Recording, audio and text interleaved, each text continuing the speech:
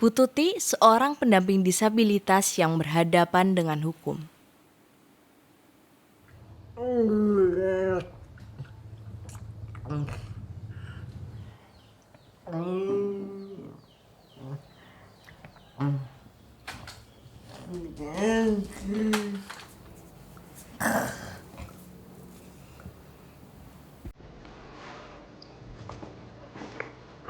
Jadi gangguin yang berat tadi mah.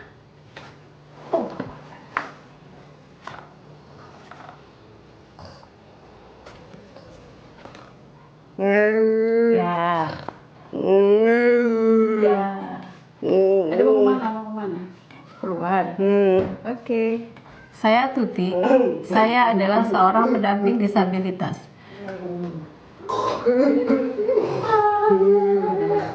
Pendamping disabilitas adalah orang yang mempunyai pengetahuan tentang jenis, tingkat, dan hambatan yang dimiliki oleh disabilitas, serta mampu memberikan pendampingan terhadap penyandang disabilitas.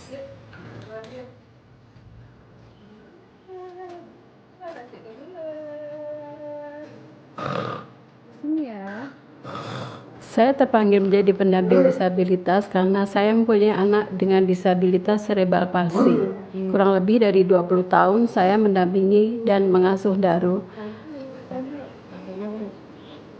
Mendampingi Daru membuat empati saya semakin terasa dan jadi tahu kesulitan-kesulitan dan hambatan yang dihadapi oleh disabilitas.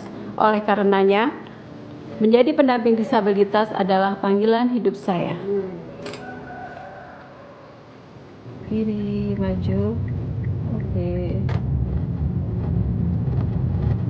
Seorang pendamping disabilitas harus memiliki kemampuan bergaul dan juga berinteraksi dengan baik terhadap penyandang disabilitas yang ia dampingi. Kemudian elemen utama dari pendampingan adalah kesabaran. Dan sekarang PR dari pendamping disabilitas adalah membangun jaringan seluas-luasnya, karena kebutuhan pendamping disabilitas itu sangat banyak sekali.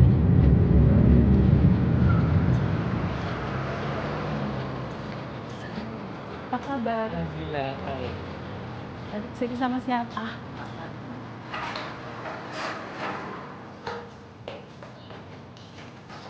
Yang saya kerjakan sebagai pendamping disabilitas adalah memahami kebutuhan dan juga hambatan penyandang disabilitas tersebut, juga memfasilitasi penyandang disabilitas berhadapan dengan hukum bisa ikut di proses pengadilan secara baik.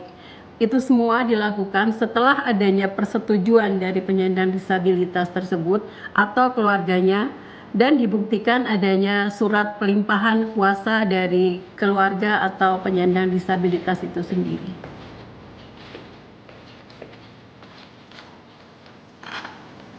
Selain pendamping disabilitas, ada juga pendamping ahli dan juga pendamping hukum. Pendamping ahli adalah seseorang yang memiliki kapasitas dan keahlian khusus terkait dengan kedisabilitasan seseorang. Dan itu didapat dari jenjang pendidikan formal ataupun profesional, dan bisa juga didapat dari pengalaman yang dimilikinya.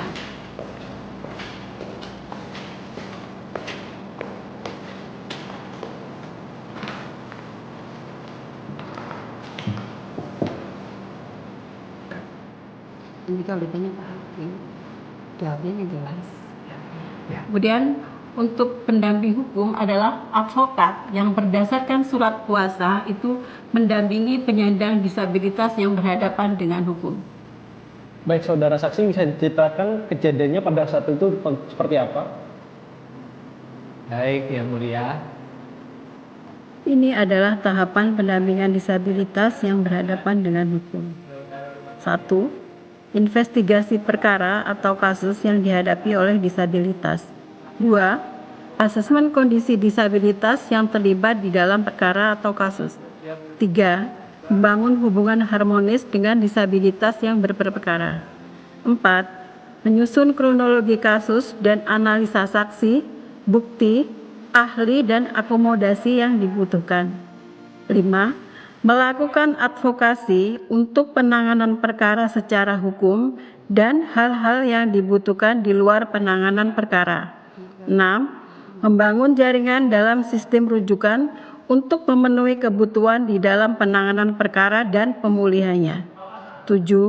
Mendampingi disabilitas dalam semua tahapan proses hukum dan pemenuhan di luar proses hukum. 8. Mendokumentasikan seluruh proses berkas perkara, bukti, dan data.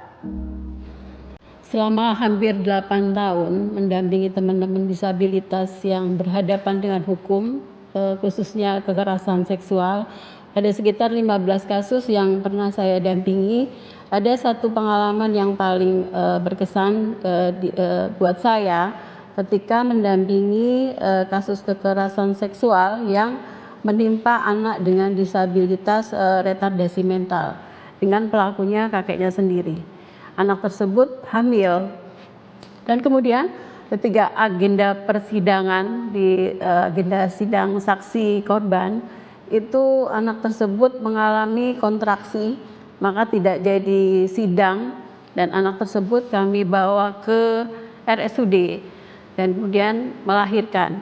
Nah, kami menunggu kondisi dari korban untuk bisa di persidangan, tapi memang dari pengadilan dan dari kejaksaan memutuskan untuk menunda sidang dan menunggu kondisi stabil si anak tersebut dan kemudian diagendakan sidang di rumah korban.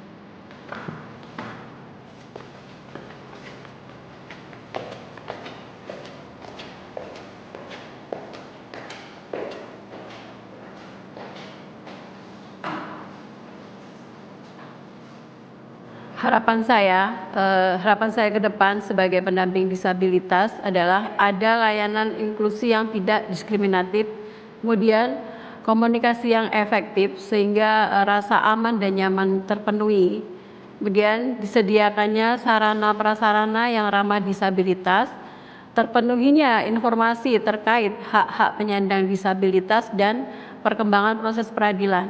Kemudian disediakannya pendamping disabilitas atau penerjemah juga.